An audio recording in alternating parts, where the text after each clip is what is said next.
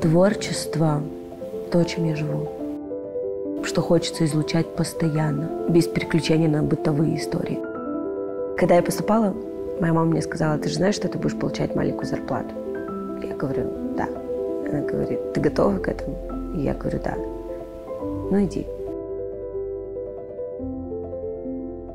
Мое поколение, наверное, в театры не ходят, путают театры. И когда я знакомлюсь с людьми, я сразу зову. Я говорю: давай, я пригласительный, ты на спектакль. Театр надо сделать модным, чтобы молодежь ходила, чтобы модно было в театр ходить. И тогда это вот как в кофе попить модно, вот чтобы модно было в театр прийти.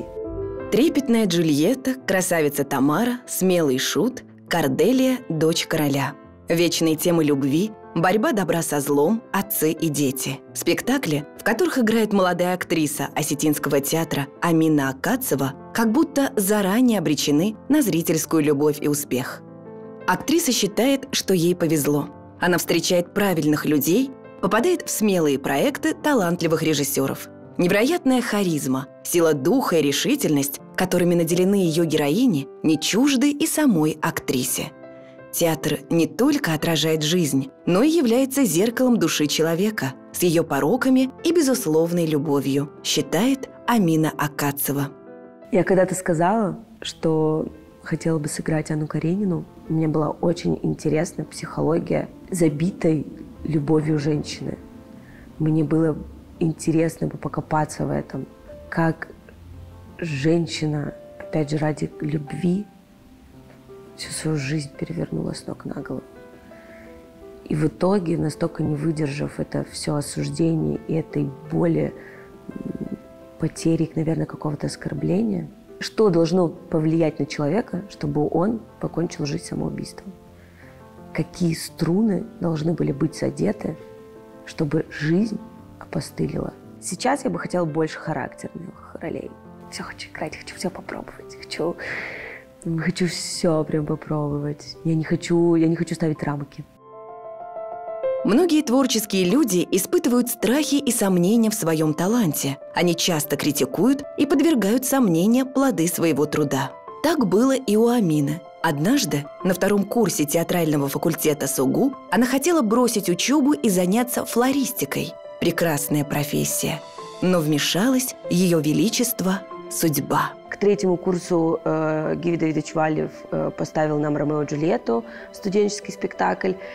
И благодаря этому спектаклю я воспарила. Я просто поняла, насколько мне это приносит удовольствие, насколько это мое, насколько мне хочется дарить, получать взамен.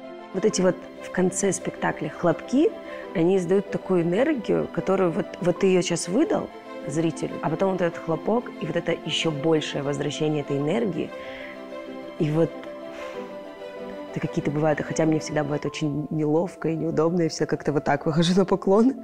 Я не знаю, у меня какое-то бывает такое, но вот мне как-то бывает неудобно, и когда мне говорят приятные слова, я начинаю как-то так закрываться. «Ромео и Джульетта» – спектакль о первой и безоглядной любви 2 юных сердец, которая не знает преград. Почему любовь становится трагедией? Почему взрослые вмешиваются в чувства любящих сердец? Настоящее искусство – рассказывать об этом так, чтобы каждый раз зал плакал, смеялся и сопереживал. В эту проникновенную историю молодые актеры добавили что-то такое, что трогает струны человеческой души. Тогда Амина Акацева поняла, что без театра уже не сможет. Театр – ее стихия. Волшебное место, где из ничего появляется чудо. Театр будет определять ее дальнейшую жизнь. Работать с открытым сердцем и любовью – ее творческая кредо. В спектакле «Ромео и Джульетта» я несла идею вот той самой сильной девочки, которая может ради любви на какие-то сумасшедшие поступки, где ее не останавливает ничего, ни родители, ничего, ни обстоятельства. Она просто идет, и она делает все, она сопротивляется всему миру. Вот у меня она такая. Вот я знаю, что в фильмах, вообще, в принципе, в пьесе ее все равно описывают как некую такую очень нежную. А у меня никогда она не была нежной. Она была так, Она в вагоне воду. Все, что нужно, сделает.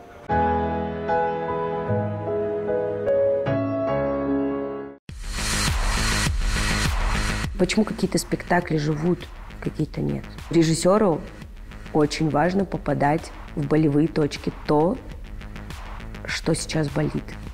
И вот эта правильная актуальность, она всегда привлекает зрителя.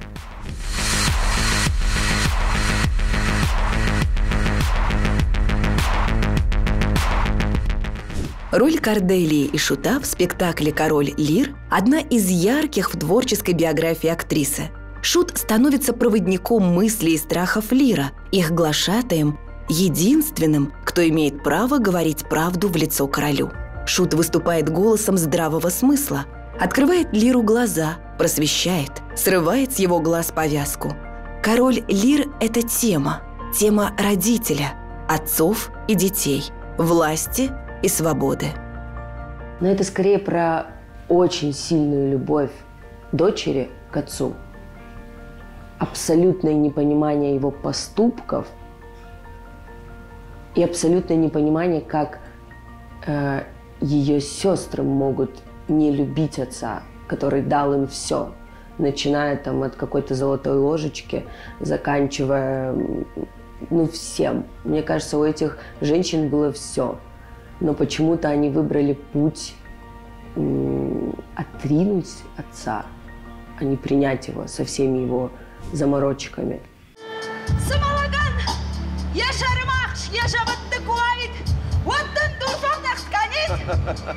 Канит, малыман, канит.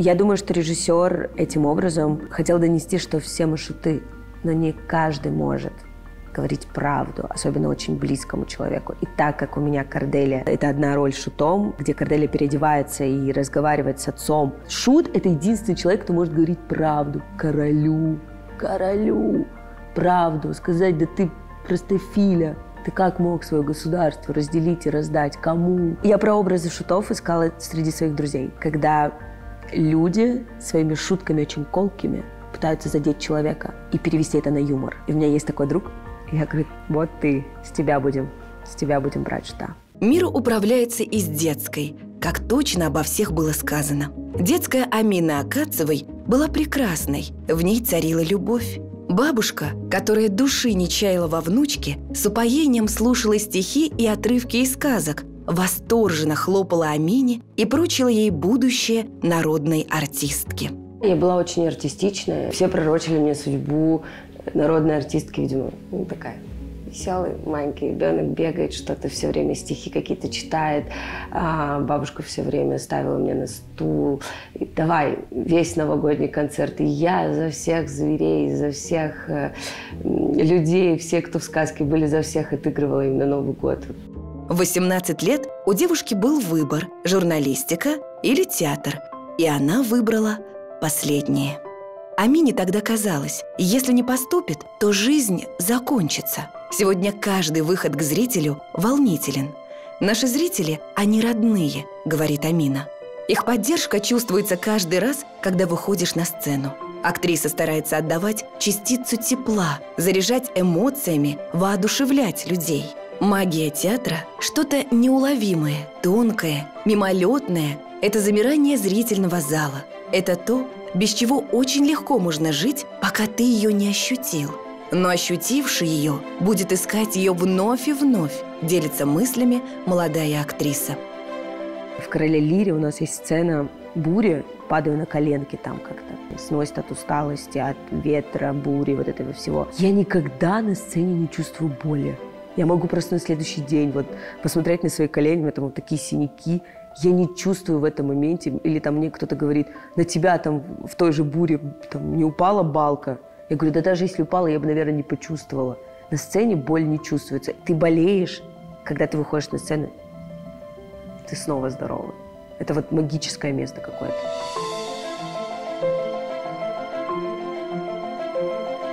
мы лечим души и дарим эмоции. И если это делать нечестно, зритель сразу понимает, где его обманывают. Даже если ты за кулисы зайдешь и слезы себе вызовешь, зритель поймет, что ты их вызвал. Они не отсюда идут, а вот ты глаза потер, на свет посмотрел и слезки полились. Актер – это же очень самолюбивый человек. Я последние несколько недель вообще думаю, как уйти от самолюбия в этой профессии. Мы любим быть в центре внимания. Мы должны, чтобы все камеры были направлены на нас, свет на нас. Вот здесь вот, чтобы я вот здесь хорошо получился, вот это моя работа. Вот как от этого уйти, убежать? Я задаюсь правда, пару недель этим вопросом. Дыхание зрительного зала вызывает трепет в сердце Амины. Когда зал аплодирует, она, как любая актриса, очень счастлива. А когда зрители встают после спектакля, хочется плакать от счастья. Невидимые нити связывают актеров и зрителей. Обмен энергией дарит желание покорять новые горизонты. Перед выходом на сцену очень волнуюсь. Всегда волнуюсь, потому что как будто бы без волнения ощущение, что тебе все равно. А когда есть волнение, то значит тебе важно, чтобы спектакль сегодня прошел хорошо, и чтобы кого-то затронуть, что-то внутри рождалось. Театр всегда отражал время. Всегда режиссеры пытаются ставить актуальные темы. Темы как минимум на год актуальны. Но человечество не изменилось, человек не изменился. Он как в 18 веке был, такие же... То же самое нас всех тревожит, что и тогда. Ничего не поменялось. На ее счету яркие, разноплановые роли, полюбившиеся зрителю. Талант актрисы высоко отмечает и профессиональное сообщество. Весной этого года Амина Акацева была номинирована на престижную национальную театральную премию «Золотая маска». Также актриса в номинации «За лучшую женскую роль» победила на Международном фестивале национальных театров в Уфе. Каждая новая роль – это шанс стать такой, какой в жизни ты быть не можешь, делится актриса. Победа заканчивается, как только сходишь с пьедестала. На следующий день ты наравне со всеми. И снова должен доказывать прежде всего себе, что имеешь право быть на сцене.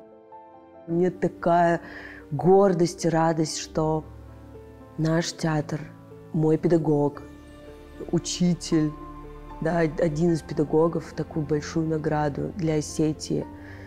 Я помню, как мы с ним летели домой, и вот эта вот маска, вот это вот в руках, вот в этом пакетике, и так приятно было. Я, наверное, так же рада, как была бы, наверное, за себя, потому что это для театра и для Осетии, мне кажется, это просто огромнейшая награда. Огромная благодарность Гиве Давидовичу Валеву за спектакль «Король Лир», потому что для меня это один из первых спектаклей, где я, правда, прям уже как такой взрослый артист подошла к вообще работе над ролью.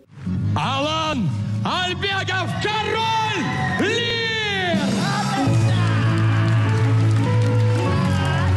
Это общая победа, победа Осетинского театра, победа театра Кавказа. Эта маска уезжает на родину Вахтангова. Приятно осознавать, что ты выходишь на сцену с людьми, которые хотят делать. Вот, их очень много, хотят и делают. Наш театр сегодня совершает просто какие-то гастрольные большие туры, за что, опять же, безумная благодарность руководству. За 2 месяца мы уже объездили, 2 раза были в Москве, были в Абхазии. Сейчас еще в ноябре спектакль едет в Беларусь.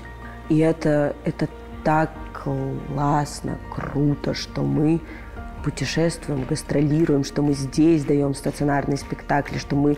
То есть вот этот чувствуется работа, кипение, что мы к чему-то идем, к чему-то стремимся. «Король Лир» мы играли в Малом театре, а «Овод» давали в театре Пушкина, и Газдановы в Вахтанговском театре. Встречались замечательно. Потрясающая публика была. И еще приятнее, когда ты понимаешь, что большее количество зала – это вот наши остины, да, там, которые живут в Москве, И еще более ответственно, потому что вот мы же свое лицо показываем, вот это Осетия приехала, давайте скажем свое. И там же еще в рамках Дней Осетии в Москве, и опять же, это то, что мы хотим, вот мы такие осетины, посмотрите.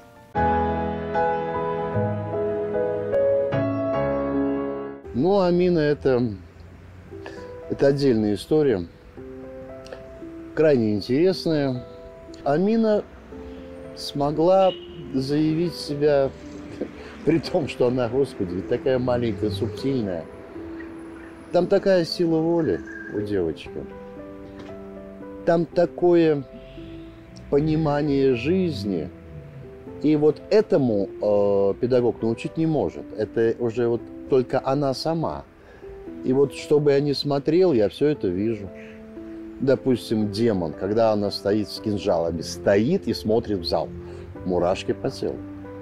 То есть такая сила энергии или просто сила, которая покрывает весь зал. Не каждый актер это может делать, а вот это крохотное создание она может. Ну, про короля Лира я вообще не говорю. Это не зря их, наверное, номинировали всех троих: режиссера Алана Исламовича и Амину. На сцене видеть ее – это, наслаждение. Я думаю, что и она нашла свой театр. Не побоюсь этого слова. И театр нашел ее. Я думаю, что и надеюсь, думаю и верю, что у девочки будет большое творческое будущее.